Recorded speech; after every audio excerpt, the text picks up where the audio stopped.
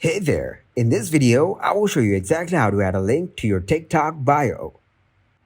First of all, open up the TikTok app.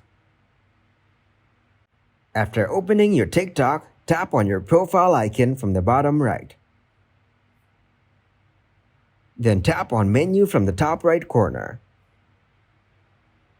Go into Settings and Privacy and tap on Account.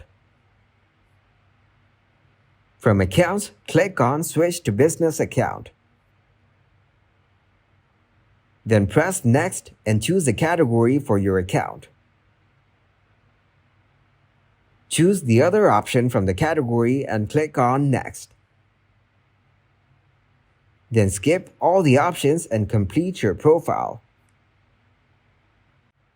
Reload the page and now you can see your account is converted into a business account.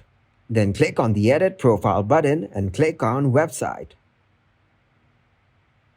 Tap to get started and register to complete the process to establish your business account. Thank you very much for watching and don't forget to like the video and subscribe to the channel.